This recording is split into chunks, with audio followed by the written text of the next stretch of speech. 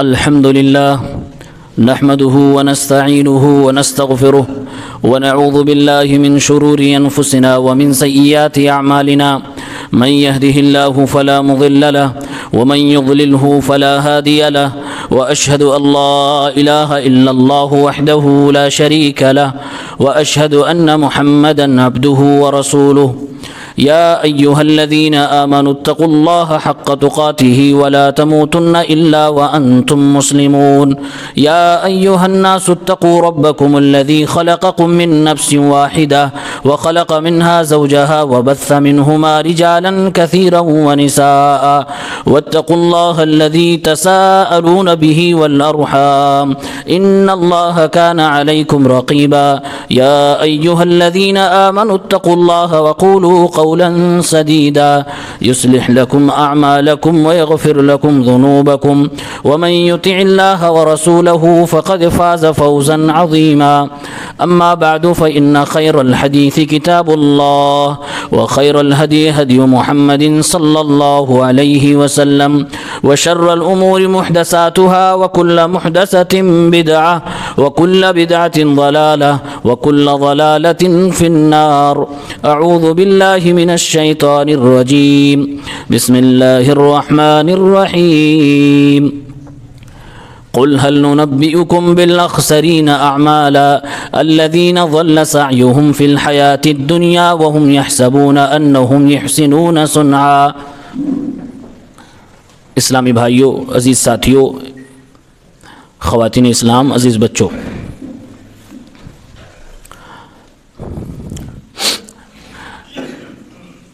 شعبان کی 10ویں تاریخ آج ہے. اس مہینے کو قرآن پڑھنے والوں کا مہینہ کہا جاتا ہے.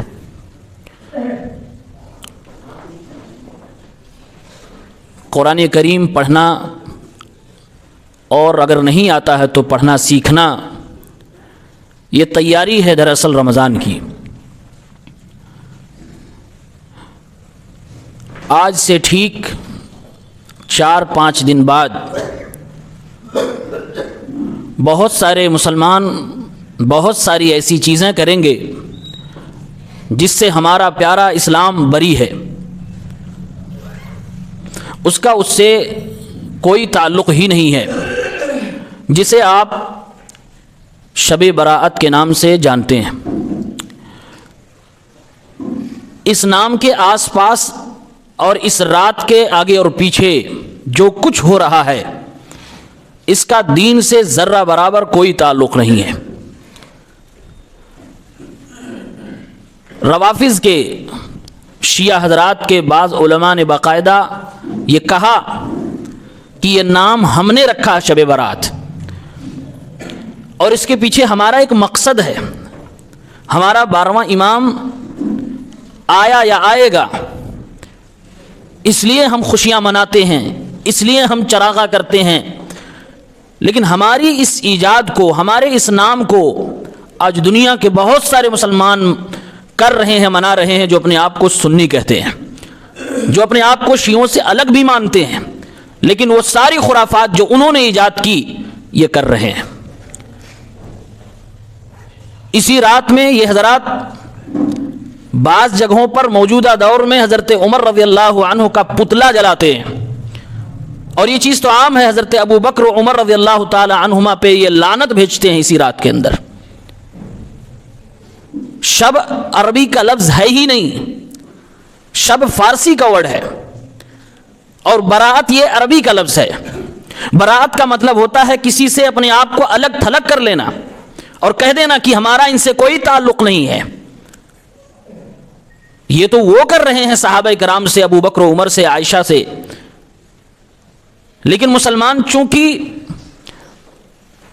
گہرائی میں اترنا نہیں چاہتا، وہ صحیح علم لینا پسند نہیں کرتا ہے، اور اگر اپنے آپ کو سنی کہہ رہا ہے تو اس کے لیے تو بس اتنا کافی ہے کہ سنا گیا ہے، کہیں لکھا بھی ہے، صحابہ نے کیا بھی ہے، نبی کریم نے کچھ کہا بھی ہے اس بارے میں، اس کو اس سب جاننے کی ضرورت ہی نہیں ہوتی ہے.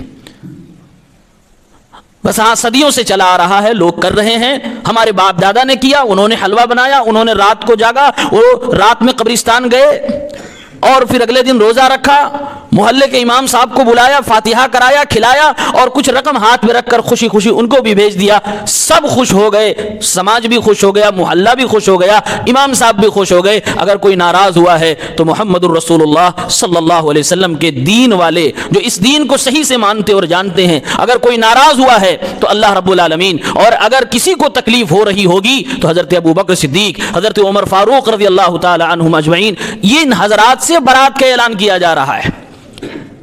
آپ کے خلفاء، آپ جن کو کہتے ہیں اس امت کے سب سے نیک انسان ہیں، کوئی کہہ رہا ہے کہ ہمارا ان سے کوئی تعلق نہیں ہے اور اس نام پر وہ خوشیاں منا رہا ہے، حلوے بنا رہا ہے، آپ بھی بنا رہے ہیں، آپ بھی کھا رہے ہیں، کیوں سیلیبریٹ کر رہے ہیں؟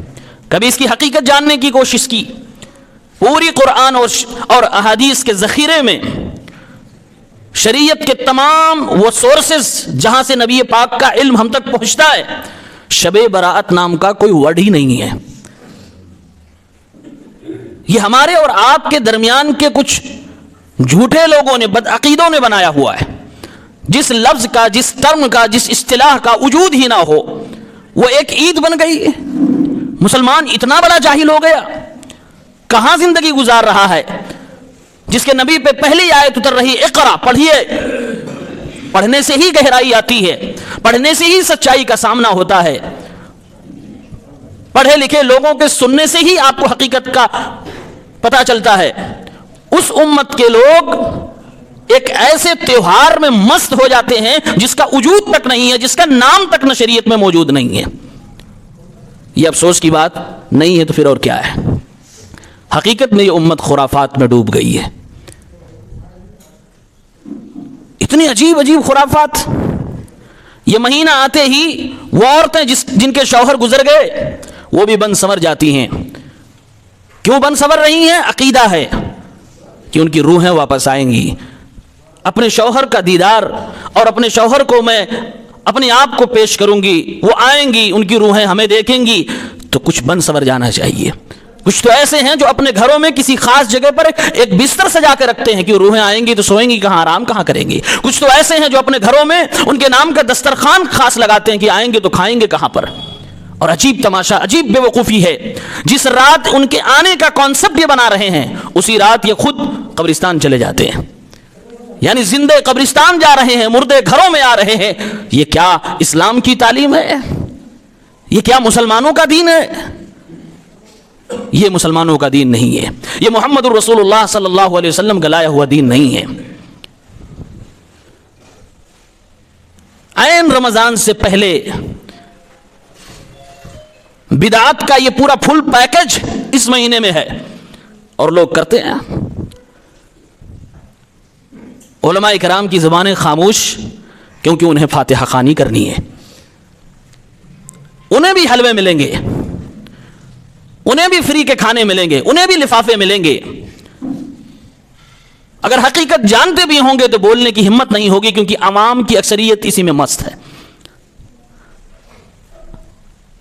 حقیقت کو سمجھنا ضروری ہے، اور سچا دین جب ہمیں مل جائے اسے دل کھول کے قبول کریں۔ ہم سب آزاد ہیں، ہم نہ تو کسی انسان کے غلام ہیں اور نہ ہی شیطان کے غلام ہیں، ہم نہ اپنے نفس کے غلام ہیں اور نہ کسی ایسے انسان کے مقلد ہیں جو قرآن و سنت کے خلاف بولتا ہو۔ ہمارا دین یہ ہے حق، اور واضح چیز جب ہمیں ملے گی فوراً ہم ایکسپٹ کر لیں گے اور اسے قبول کر لیں گے۔ یہی سچا مسلمان ہوتا ہے۔ ہمارے نبی صلی اللہ علیہ وسلم ہر جمعے میں اپنی امت کو سکھاتے تھے، وَإِيَّاكُمْ وَمُحْدَثَاتِ الْأُمُورِ، اے میری امت کے لوگوں، خبردار دین میں نئی نئی چیزوں سے اپنے آپ کو بچا کے رکھنا۔ فَإِنَّ كُلَّ مُحْدَثَةٍ بِدْعَةٍ، ہر نئی چیز جو دین میں بنائی جائے وہ بدعت ہے، وَكُلُّ بِدْعَةٍ ضَلَالَةٍ، اور ہر بدعت گمراہی ہے۔ جس چیز کا نام تک شریعت میں نہ ہو اس کے بدعت ہونے میں اگر کسی کو شک ہے تو ہمیں اسے عقل مند ہونے میں شک ہے۔ اتنا قرآن کے ساتھ کھلواڑ کیا جا رہا ہے۔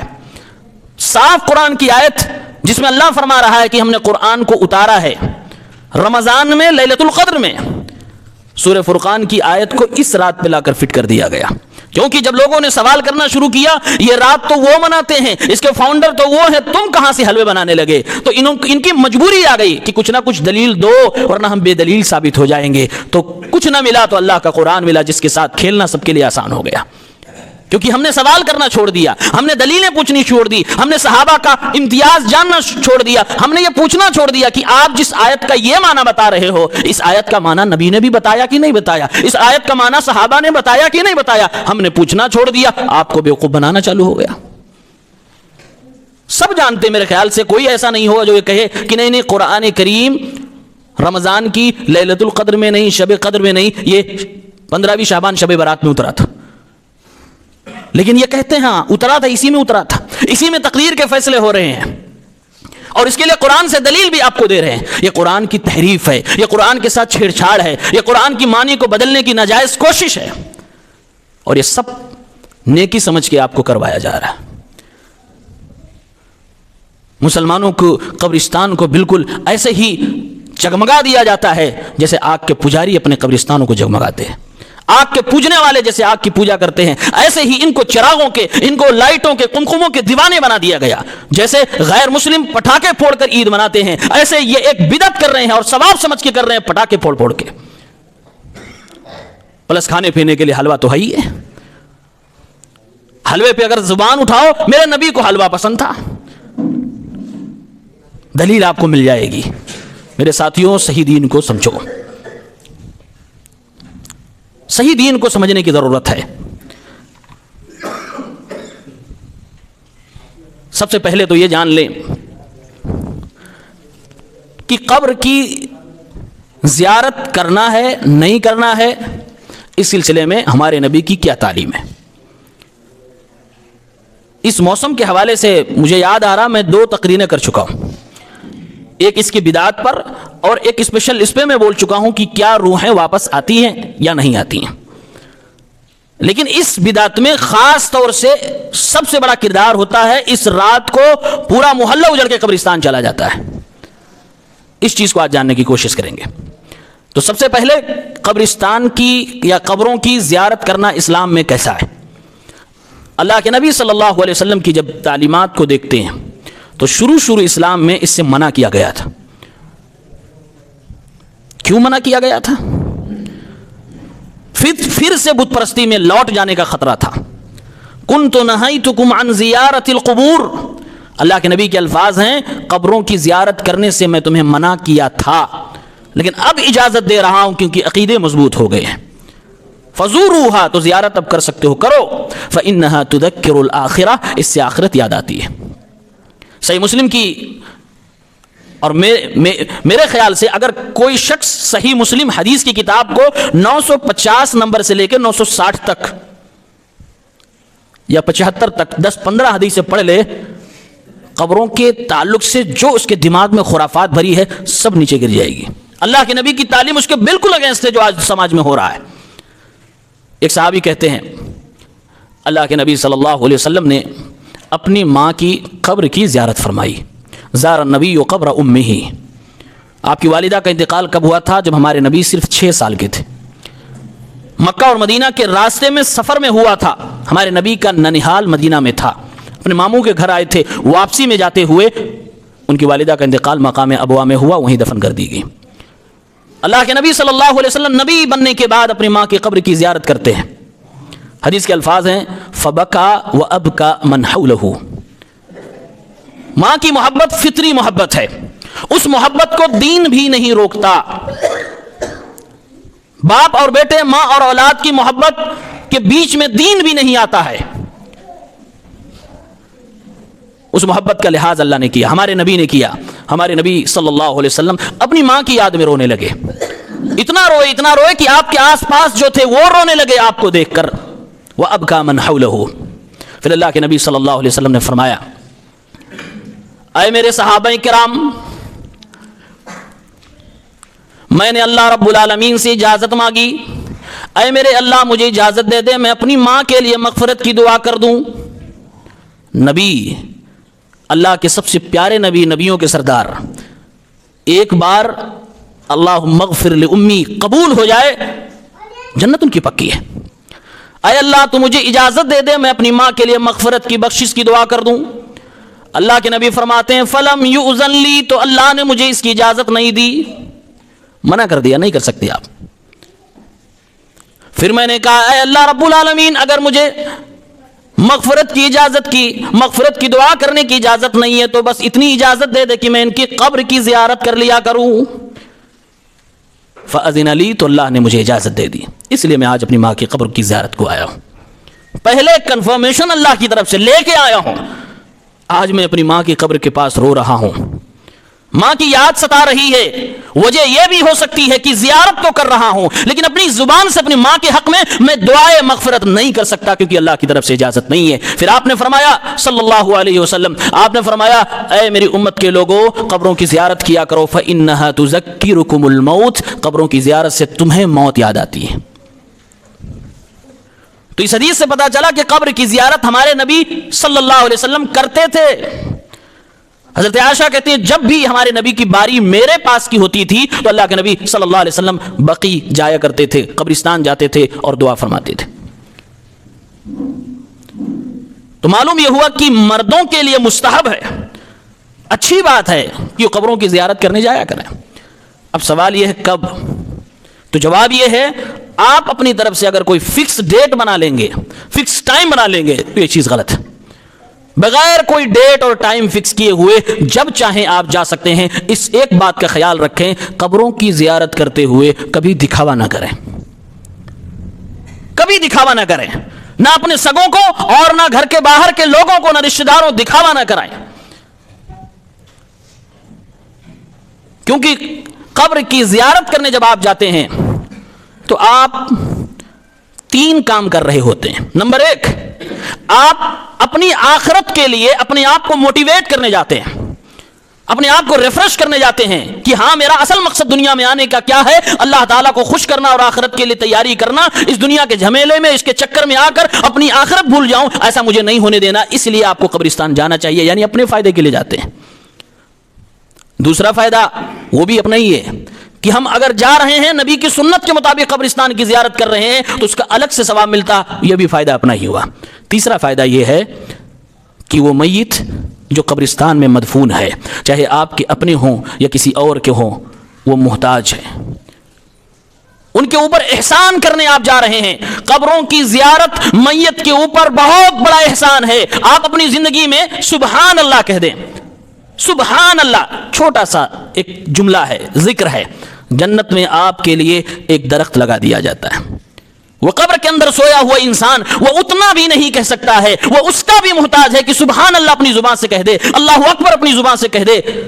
اس وقت محتاج ہے کہ کوئی زندہ انسان، چاہے اس کا اپنا ہو یا کوئی غیر ہو، وہ ایک بار کہہ دے اللہ اس کو تو بخش دے. وہ اتنے کے لیے محتاج ہے.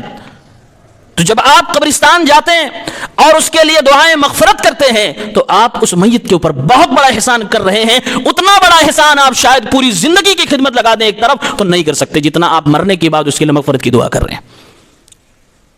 تو 3 کام ہو رہا، 2 اپنا فائدہ ہو رہا ہے، 1 اس میت کے اوپر احسان کرنے جا رہے ہیں. تو مرد لوگ تو جائیں. اب عورتوں کی باری جب آئی تو اللہ کے نبی صلی اللہ علیہ وسلم نے شروع میں تو سب کو منع کیا تھا، لیکن بعد میں مردوں کو پرمیشن ملی. عورتوں کے حوالے سے اللہ کے نبی صلی اللہ علیہ وسلم کی ایک خاص حدیث سنن ترمذی میں ہے 1056 میں آپ نے فرمایا لعن اللہ زوارات القبور، اللہ کی لعنت ہو ان عورتوں پر جو قبروں کی زیارت زیادہ کرتی ہیں، قبروں کی زیارت زیادہ کرتی ہیں، ان پر اللہ کی لعنت برسے. اور آپ صلی اللہ علیہ وسلم نے بڑی وضاحت کے ساتھ فرمایا چاہے مرد ہو یا عورت، جو قبر کو اتنا بار جاتے کہ اس کو پورا میلہ بنا دیتے ہیں. لگتا ہی نہیں کہ یہ قبر ہے، لگتا ہی نہیں کہ یہاں پر کوئی انسان دفن ہے، اس کو میلے کی جگہ بنا دیا گیا، اس کو اجتماع کی جگہ بنا دیا گیا، وہاں بازاریں لگ رہے ہیں، وہاں بھیڑ چل رہی ہے، وہ قبر نہیں میلہ بن گیا. اللہ کے نبی صلی اللہ علیہ وسلم نے ہمیں اور آپ کو حکم دیا تھا لا تجعلوا قبری عیدا، اے لوگوں میری قبر کو میلے کی جگہ مت بنانا. ابن تیمیہ رحمۃ اللہ علیہ فرماتے ہیں اس پوری روئے زمین پر سب سے بہترین قبر اگر کوئی ہے تو محمد الرسول اللہ صلی اللہ علیہ وسلم کی ہے. اگر ان کی قبر کو میلے کی جگہ نہیں بنایا جا سکتا, جہاں چاروں طرف سے بھیڑ جمع کر کے لوگ اکٹھے ہو, جہاں ان کے قبر کے پاس میلہ لگا دیا جائے, ان کی قبر کو نہیں بنایا جا سکتا میلے کی جگہ, تو دوسرے کی قبر کو کیسے بنایا جا سکتا ہے؟ ساری دنیا کے لوگوں کا نمبر تو محمد ربی کے بعد آتا ہے. اور اللہ کے نبی نے اپنی قبر کے بارے میں فرمایا, صحیح حدیث سنن ابو داؤد 20542 پہ, لا تجعلوا قبری عیدا, میری قبر کو میلہ نہ بنانا, عید کی جگہ نہ بنانا, بلکہ آپ نے فرمایا وصلوا علیہ, میرے اوپر درود بھیجنا. تم درود کہیں سے بھیجو گے, دنیا کے کسی بھی کونے سے, کسی بھی بر اعظم سے. تم اگر ہواؤں میں سفر کر رہے ہو ہوائی جہاز سے, وہاں سے بھی درود پڑھو گے. اگر تم کبھی چاند پہ پہنچ گئے, کسی دوسرے پلینٹ پہ پہنچ گئے, وہاں سے بھی درود پڑھو گے, تو فرشتے اللہ نے لگا رکھے, وہ درود ہم تک پہنچ جاتا ہے. یہ اسپیشل اللہ تبارک و تعالیٰ نے سروس دے رکھی ہے اللہ کے نبی تک درود پہنچانے کے لیے. اللہ کے نبی کے قبر کے پاس کھڑے ہو کر جب ہم درود پڑھتے ہیں تب بھی فرشتے ہی پہنچاتے ہیں. یہ اللہ تبارک و تعالیٰ نے سسٹم بنا رکھا ہے, اور یہ خود ہمارے نبی نے بتایا, ورنہ ہمیں اور آپ کو فرشتوں کے بارے میں کیا پتا ہے؟ اس سسٹم کے بارے میں ہمیں خود آپ نے بتایا ہے, اور آپ کی صحیح حدیثوں میں موجود ہے. تو اللہ کے نبی فرما رہے میری قبر کو آپ میلے کی جگہ نہ بناؤ. تو آج جو قبروں کو لوگوں نے میلے ٹھیلے کی جگہ بنا دیا, یہ صراحتاً ہمارے رسول کی حدیث کی مخالفت ہے. اسی لیے کہتا ہوں یہ دین نہیں ہے, یہ دوسروں سے پریرت ہو کر, دوسروں سے لوگ موٹیویٹ ہو کر. وہ دوسرے کون ہیں؟ وہ توحید والے نہیں ہیں, وہ سنت والے نہیں ہیں, وہ دوسرے لوگ ہیں. کہاں سے لائے, کس سے حاصل کیا, اور کل ملا جلا کر اس پورے خالص اسلام کو خرافات کے ساتھ ملا کر آپ کو پروس دیا گیا, اور آپ کو پتہ ہی نہیں چل رہا کہ صحیح کیا غلط کیا. پھر آپ تڑپتے ہیں, پھر آپ بفرتے ہیں, پھر آپ چڑچڑاتے ہیں, کہتے ہیں پتہ نہیں کیا صحیح ہے, مولوی یہ کہہ رہا, یہ مولوی یہ کہہ رہا. بڑا سمپل ہے, آسان ہے. صحیح وہ ہے جو نبی پاک سے ثابت ہے. یہ قرآن کریم جو ہم پڑھتے ہیں نا, آپ کو بتایا جاتا ہے قبر کے پاس بیٹھ کر سورہ یاسین جو پڑھے گا تو مردے کو اگر عذاب ہو رہا ہے تو ختم ہو جائے گا یا کم ہو جائے گا. یہ بات اللہ کے نبی کے صحابہ حضرت انس کے سر پہ لگا دی جاتی کہ انہوں نے یہ بات کہی ہے, اور انہوں نے کہا ہے کہ نبی نے کہا ہے. یہ سب جھوٹ ہے, یہ سب جھوٹ ہے. یہ میرے نبی نے کبھی نہیں کہا, یہ حضرت انس نے کبھی نہیں کہا. یہ جھوٹ بولنے والوں نے, قبر سے دھندا کرنے والوں نے گڑھا اپنی دکان چلانے کے لیے. ایک آدمی تھا, ایک شہر میں بیٹھا اپنے کمرے میں, اس کی 4 5 10 20 50 لوگ بھی بیٹھے ہیں. دکھنے میں بڑا شریف, دکھنے میں بڑا صوفی لگتا تھا, اس کے ماننے والے بھی لوگ تھے. وہیں بیٹھ کر کہتا تھا جس نے یہ سورت پڑھی اس کو یہ ملے گا, جس نے یہ سورت پڑھی اس کو یہ ثواب, جس نے یہ سورت پڑھی یہ ثواب. خوب لمبی لمبی چھوڑتا تھا, اور یہ بھی کہتا تھا کہ یہ ابی ابن کعب صحابی نے بتایا ہے, اور ان صحابی نے اللہ کے نبی سے بتایا ہے. یعنی وہ اپنی ساری باتوں کو لاسٹ میں کوٹ کر دیتا تھا کہ نبی کی بات. اس کی بات اس کمرے سے پھیلتی پھیلتی پھیلتی پھیلتی بہت دور تک مدینے تک پہنچ گئی. ایک بار ایک شخص نے کہا کہ مجھے تحقیق کرنا ہے, یہ کس نے کہا ہے. محدثین جو حدیثوں کو کھنگالتے تھے, جو صحیح اور غلط کا پورا کھنگال کر جانچ کر الگ الگ کرتے تھے, ایک آدمی نے ان سے کہا کہ اس سورت کو پڑھنے کا یہ ثواب ہے, یہ سورت پڑھو گے یہ ہو جائے گا. کہا من حدثک, آپ کو کس نے یہ بات بتائی؟ کہا فلاں شہر میں ایک آدمی ہے, اس نے مجھے یہ بات بتائی. وہ وہیں سے چل پڑے, دوسرے شہر میں گئے, جس کا پتہ ایڈریس بتایا اس سے ملے, اور بولے یہ حدیث آپ نے کسی کو بتائی؟ بولے ہاں. کہا ومن حدثک, آپ کو کس نے بتائی؟ کہا دوسرے شہر میں بصرہ میں ایک آدمی ہے, اس نے یہ بات بتائی ہے. وہ وہاں گئے اور اس ایڈریس پہ پہنچے, اس سے پوچھا آپ نے یہ بات کہی ہے؟ کہا ہاں. کہا ومن حدثک, آپ کو کس نے بتائی؟ پھر چوتھے شہر میں گئے, وہاں پہنچے تو یہ آدمی جو ایک کمرے میں بیٹھ کر اپنے چند حواریوں کے ساتھ بیٹھ کر خود بناتا تھا, اس سے جا کر ملے. اور وہ آدمی ہاتھ پکڑ کے لا کے کہتا, دروازے پہ کھڑا کر کے, دیکھیے یہ جو بزرگ صاحب بیٹھے ہیں انہوں نے ہم کو یہ بات بتائی ہے. گئے, سامنے بیٹھے, کہا قرآن کی سورت یہ والی پڑھنے سے یہ ثواب, یہ پڑھنے سے یہ ثواب, یہ پڑھنے سے یہ ہوتا ہے, آپ نے بتایا؟ کہا ہم نے بتایا. کہا ومن حدثک, آپ کو کس نے بتایا؟ ہمیں یہ چین نبی تک لے جانی ہے, بتائیے آپ کے آگے آپ کا استاذ کون ہے؟ اب کوئی استاذ ہو تب نا. کہنے لگا یہ میں نے خود بنایا ہے, یہ میں نے خود بنایا ہے. اور لاسٹ میں صحابی کا نام نبی کا نام کیوں جوڑا؟ تو پھر کہا میری نیت غلط نہیں ہے, آپ غلط مت سمجھیے, میری نیت یہ تھی کہ لوگ قرآن پڑھنا چھوڑ رہے تھے, مجھے لگ رہا تھا کہ لوگ دنیا میں مشغول ہو رہے ہیں, لوگ فقہ کی کتابیں زیادہ پڑھ رہے ہیں, لوگ سیرت کی کتابیں زیادہ پڑھ رہے ہیں, لوگ قرآن پڑھنا چھوڑ رہے تھے, تو میں نے سورتوں کے نام لے لے کر اس طرح سے فضیلتیں بیان کرنا شروع کر دی. میری بات تو کوئی سنتا نہیں, اس لیے نبی کا بھی نام لگا دیا تاکہ لوگ قرآن سے جڑ جائیں.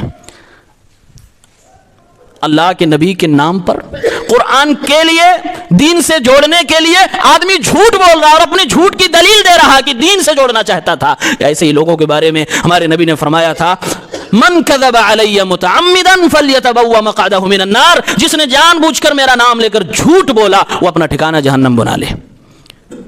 جب ایسے لوگوں کو حدیثیں سنائی گئی کہ اللہ کے نبی نے تو یہ بات کہی ہے, کہا دراصل آپ سمجھے نہیں, ہم نبی کے اوپر جھوٹ نہیں بول رہے ہیں, نبی کے اگینسٹ میں نہیں بول رہے ہیں, نبی کے سپورٹ میں جھوٹ بول رہے ہیں.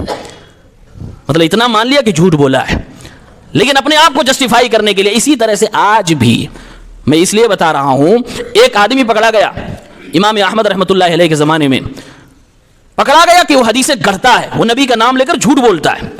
اس نے کہا کہ میں نے 14,000 حدیثیں گڑھی ہیں نبی کے نام پر. بادشاہ وقت نے پکڑا, اس کو پھانسی پہ چڑھانے کا وقت آ گیا, اس کی گردن مارنے کا وقت آ گیا. اس نے کہا مجھے مار کے ختم کر دو گے, لیکن وہ 14,000 حدیثوں کا کیا کرو گے جو میں نے نبی کے نام پہ گڑھ دیا ہے؟ تمہاری شریعت کو میں برباد کر دوں گا. بادشاہ وقت نے کہا تم کیا سمجھتے ہو اللہ کا دین کھلواڑ ہے, اللہ کا دین بے سہارا ہے. جس دھرتی پہ امام احمد جیسا عالم موجود ہو, جس دھرتی پہ ابن معین جیسا محدث موجود ہو, تم 14,000 نہیں 14 لاکھ حدیثیں گڑھ ڈالو, اسلام کا کچھ نہیں ہونے والا ہے. وہ ایسے ہی دودھ کا دودھ پانی کا پانی الگ کر دیں گے, تمہاری ضعیف حدیثیں ملانے سے کچھ نہیں ہونے والا ہے. آج کچھ لوگ یہی سب باتیں بدلا کر آپ کو کہہ دیتے ہیں کہ دیکھو حدیثوں میں اتنا گڑھا گیا, اتنا گڑھا گیا, اتنا گڑھا گیا, لہذا حدیثوں ہی کو نہ مانو, صرف قرآن کو مانو. یہ بھی غلط کر رہے ہیں. ایسے لوگ بزدل ہیں, ایسے لوگ کمزور ہیں. کیا ہمارے نبی کو کم برا بھلا کہا جاتا ہے؟ ہر سال نبی پاک صلی اللہ علیہ وسلم کو برا کہا جاتا ہے. نبی کریم صلی اللہ علیہ وسلم کے اوپر ان کے خلاف کتابیں لکھی گئیں. تسلیمہ نسرین نے لکھا, نبی کریم صلی اللہ علیہ وسلم کو نعوذ باللہ عیاش ثابت کرنے کے لیے ہر ایک مہینے کے بعد کوئی نہ کوئی سوشل میڈیا پہ نبی پاک کی شان میں گستاخی کرتا ہے. تو کیا ایسے میں مسلمان نبی پاک کو ماننا چھوڑ دیں گے؟ نہیں, نبی پاک کا ڈیفنس کریں گے, ان کی عزت و آبرو کا دفاع کریں گے. ایسے ہی حدیثوں کے بارے میں بھی جن لوگوں نے غلط بولا ہے ہماری ذمہ داری ہے, اور اس کے لیے علماء اللہ نے پیدا کر رکھے ہیں, اور پوری روئے زمین پر ہمیشہ کوئی نہ کوئی ایسا عالم ہوتا ہے, موجود ہوتا ہے, ایسی ٹیم ہوتی ہے جو آپ کو صاف صاف دین پیش کرتی ہے اور بتاتی ہے کہ یہ غلط ہے, یہ صحیح ہے, یہ نبی کی حدیث نہیں ہے, یہ نبی کی حدیث ہے. اس تمہید کو بتا کر میں یہ بتانا چاہ رہا ہوں, بہت سارے لوگ چڑھتے ہیں جب کہو کہ حدیث ضعیف ہے, کہتے ہیں لو یہ نہیں کر رہے ہیں تو کہہ رہے ہیں حدیث ضعیف ہے. یہ اس لیے میں نے بتایا کہ سمجھو کہ کیسے یہ سب باتیں آتی ہیں, ڈپلیکیٹ باتیں کہاں سے آپ کو مل رہی ہیں.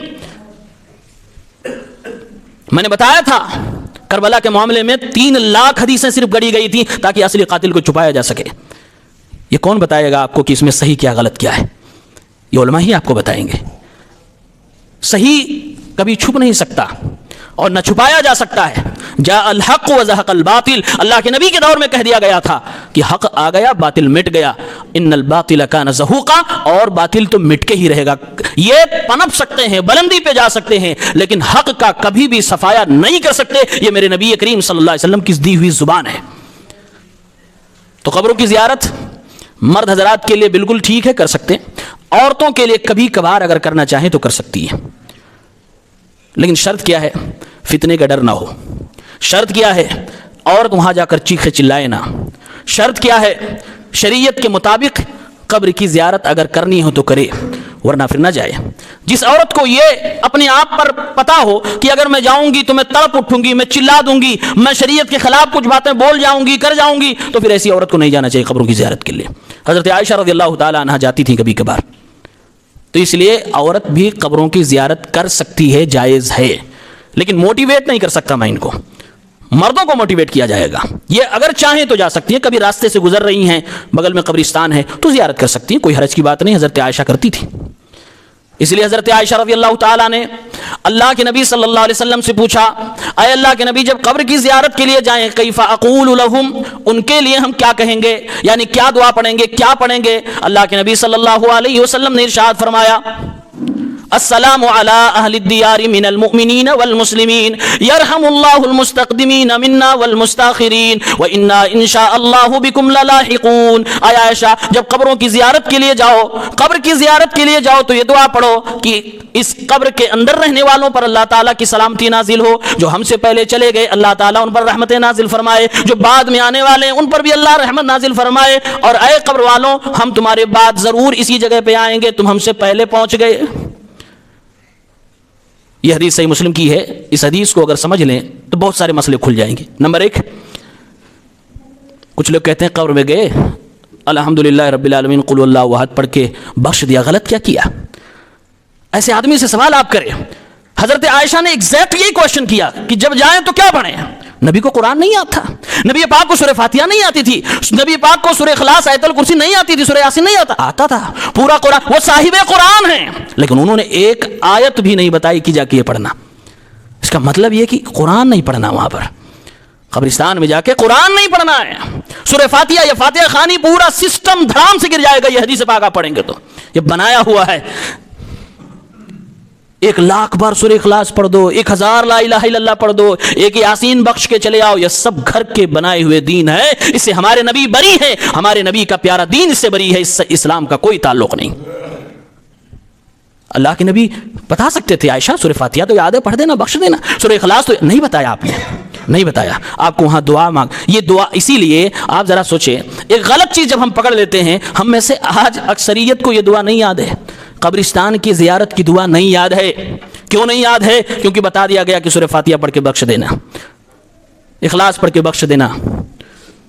تو جب آدمی کو ایک الٹرنیٹ مل گیا، اب اس کو کیا پڑے کہ یہ صحیح ہے کہ غلط، اب وہی پڑھ کے بخش رہا، پہنچ کچھ بھی نہیں رہا میت کو، واپس اس کے اکاؤنٹ میں گناہ پہ گناہ پہ گناہ پہ گناہ لگتے جا رہے ہیں۔ بدعت کر رہا ہے یہ شخص، یہ بدعت ہے۔ صحیح کیا تھا جو اللہ کے نبی نے اپنی بیوی حضرت عائشہ کو بتایا۔ ایک صحابی کہتے ہیں، یہ بھی صحیح مسلم کی روایت ہے، 954 نمبر پہ موجود، کہتے ہیں اللہ کے نبی صلی اللہ علیہ وسلم اپنے ساتھیوں کو سکھاتے تھے، جب وہ قبرستان جانے لگتے تھے دعا سکھاتے تھے، یہی دعا سکھاتے تھے، قبرستان کی زیارت کی دعا سکھاتے تھے۔ اگر کچھ بھی پڑھ لیتے تو دعا سکھانے کی ضرورت کیا تھی؟ اس کا مطلب دعا پڑھو وہاں پر۔ اچھا، یہ گنجائش ہے آپ کو، آپ قبرستان کی زیارت کرنے جا رہے ہیں، اپنے ماں باپ کسی کی قبر کی زیارت کرنے جا رہے ہیں، آپ جائیے، یہ دعا پڑھیے، قبرستان میں پہنچیے اور اس قبر کے پاس پہنچیے جو خاص آپ زیارت کرنے جا رہے ہیں، آپ وہاں ہاتھ اٹھا کر بھی دعا کر سکتے ہیں۔ یہ بھی ثابت ہے نبی پاک صلی اللہ علیہ وسلم سے۔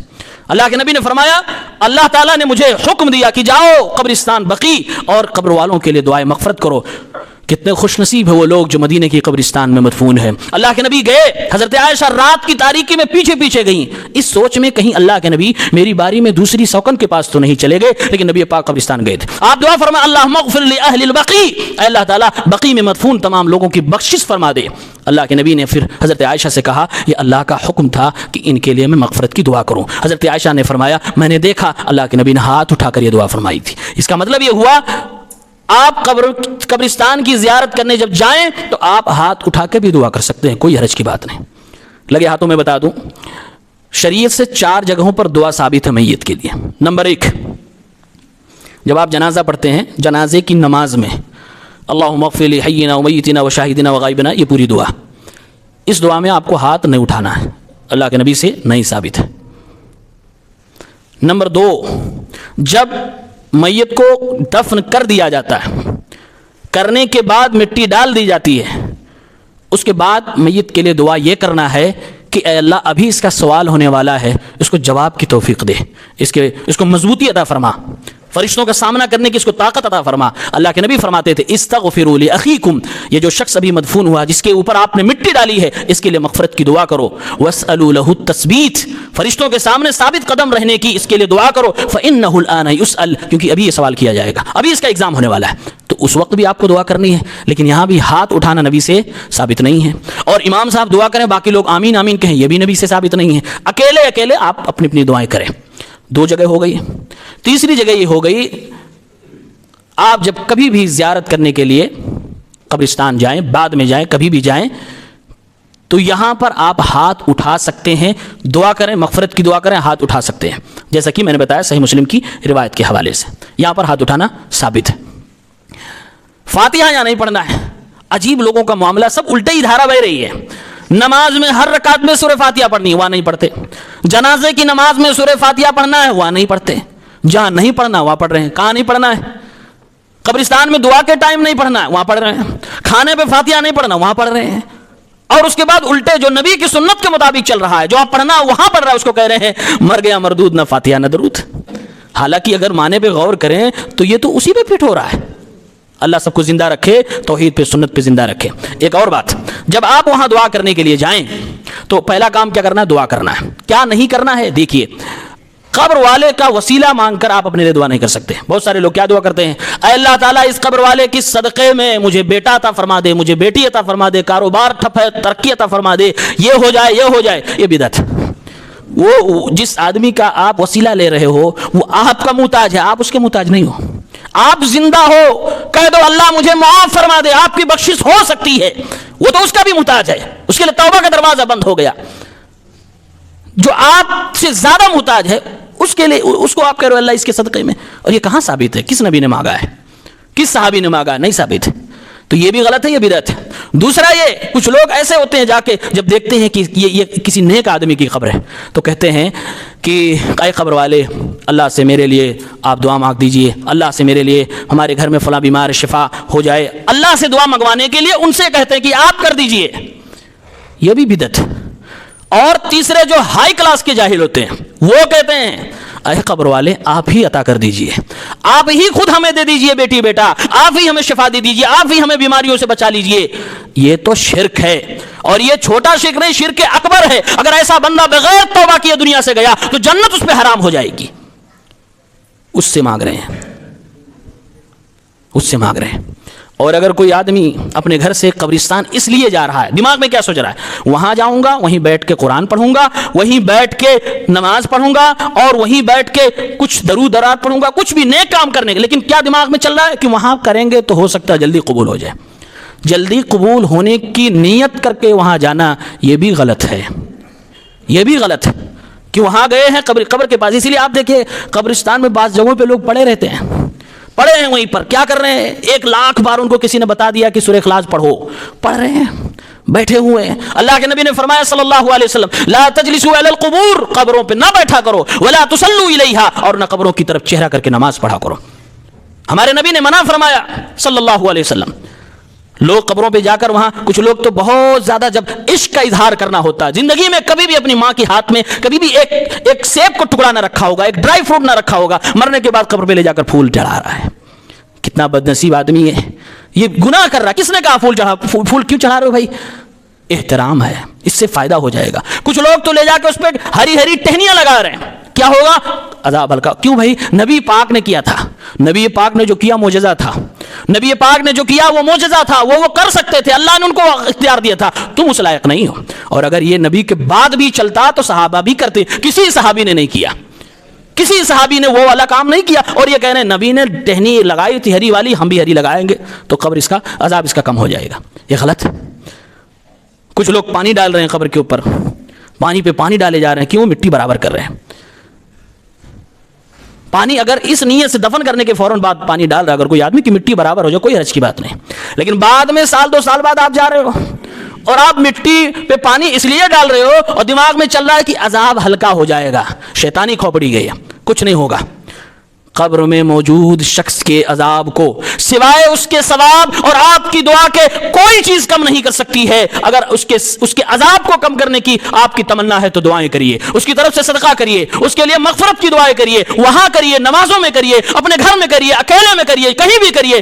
آپ کی دعا سے اس کی قبر کی آگ بجھ سکتی ہے. لیکن آپ کے پانی ڈالنے سے جہنم کی آگ کو پانی سے آپ بجھا لو گے؟ ہم بجھا لیں گے. قیامت کے دن اللہ انہی سمندروں میں آگ لگائے گا. آپ کیا سمجھتے ہو اللہ تعالیٰ کی طاقت کو؟ اللہ جسے سزا دینا چاہے اسے کوئی نہیں روک پائے گا، کوئی بچا نہیں سکتا. بڑی خرافات ہیں مسلمانوں، کیا کیا بیان کیا جائے. بس اتنا جان لیں شرعی طریقے سے جائیں، زیارت کریں. بس قبر کی زیارت کا صرف 2 ہی فنڈا اللہ کے نبی نے بتایا، بس دو. ایک یہ آپ جائیے، آپ کو اپنی آخرت یاد آنی چاہیے، یعنی کہ دنیا کی وجہ سے آپ کے دل پہ جو زنگ لگ گیا ہے وہ زنگ دھل جائے، اس کا مطلب آپ کامیاب ہو گئے قبر کی زیارت کے لیے. دوسرا یہ وہ آدمی جو محتاج ہے، جس کے اوپر احسان کرنے آپ گئے ہیں، اس کے لیے دعا کر دیجیے، اسی سے نہ مانگنے لگیے. ہاں یہی ہو رہا ہے آج، لوگ اسی سے مانگنے کے لیے جا رہے ہیں. اس کے لیے کون دعا کر رہا ہے؟ توحید پر صرف کر رہے ورنہ بدعتی مشرک تو وہی سب چل رہا ہے، بس اس کے علاوہ تیسرا کچھ نہیں ہے، یہی ہے قبر کی زیارت۔ اللہ تعالیٰ ہم سب کچھ کی توفیق عنایت فرمائے۔ اللہ رب العالمین ہم سب کو بدعت سے محفوظ رکھے۔ اللہ تعالیٰ ہمیں قبر پرستوں حلوہ خوروں سے محفوظ رکھے، ان کے دین سے ہمیں محفوظ رکھے۔ اللہ انہیں توبہ کرنے کی توفیق عنایت فرمائے۔ رب العالمین ہمیں صحیح دین پر عمل کرنے کی توفیق دے۔ اے اللہ تعالیٰ جس طرح سے تو نے اسلام کو حق اور واضح بالکل صاف و شفاف بنا کر اپنے نبی کو دیا، اپنے نبی کو صحابہ کو دیا، ہمارے لیے بھی اس دین کو اسی طرح سے بالکل کلیئر صاف کر دے، واضح کر دے، تاکہ ہمارے لیے حق حق رہے اور باطل باطل رہے۔ آمین یا رب العالمین۔